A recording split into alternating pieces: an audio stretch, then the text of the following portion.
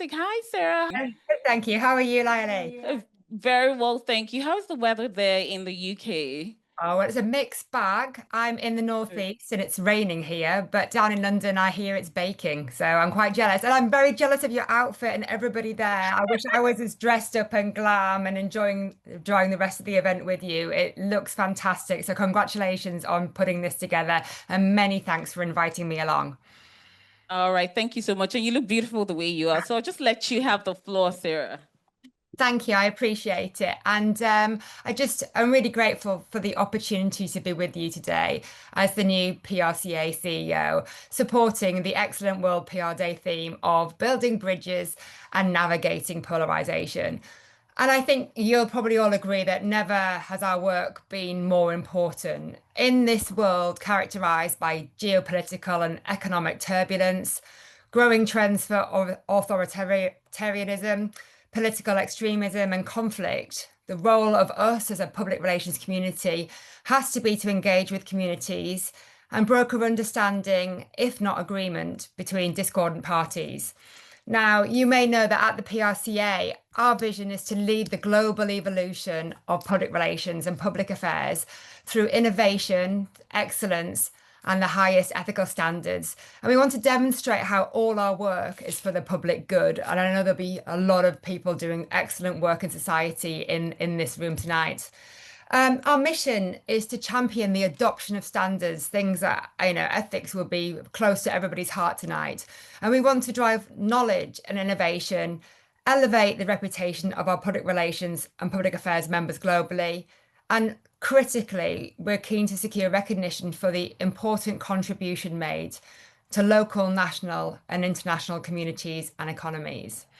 And what that means in relation to today's theme is that I'm going to challenge you all to elevate our work until, on a widespread, cross-border basis, public relations is adopted and acknowledged as a strategic advisory role, and our work supports the betterment of society. Now, I'm sure some of you are familiar with me. I know some of the amazing practitioners out in Lagos, and some of you will be familiar with my work and know that back in 2015, I edited the very first future-proof book, which I'm very glad to grateful to your Voice of God for mentioning it. And the ambition of that was to assert the value of public relations. Now, this was crowdsourced and it featured some of our industry's preeminent domain experts. And the intention was to signal to practitioners and business leaders alike the role of public relations as a strategic management function and how we could together achieve this. Now, that first edition was so successful that 5 further books were written and published by the Future Proof community over the next 5 years. And each one continued the discussion around key issues facing PR, from convergence and skill set to boardroom recognition and the pace of change. Inspiration for that Future Proof series came from a discussion with researcher and consultant Dr. John White, who back in 1999 actually presented a paper to the Swiss Public Relations Society about the growing opportunity for our sector. But that opportunity was dependent on practitioners recognizing the opportunities presented by the environment and management needs, them taking steps to educate and train themselves, something I know that you are very committed to, and as well as making full use of communication technology to provide reliable, if not indispensable, services to managers as they sought to deal with complexity and manage successful businesses. Well, my view is that John's thinking is just as relevant today as it ever was. All I would add is the importance of adherence to a code of conduct to help practitioners build credibility through demonstration of the highest ethical standards, just as we offer through membership of the PRCA. Now, I believe that in a challenging market like we are in right now, and if we wish to improve the industry's prospects for the years to come, which I know we all will want as a legacy, that it's really important that we as an industry pay attention to John's thinking. And we need to look to the work of our excellent public affairs peers who have long occupied the role of strategic advisor and can teach us such a lot.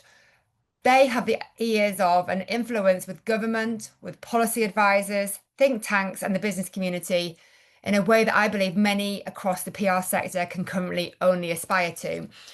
And you might ask me, well, why is that important? Well, it really is. because the transformational impact of AI is well underway, and that's changing how we all operate and the nature of our workforce.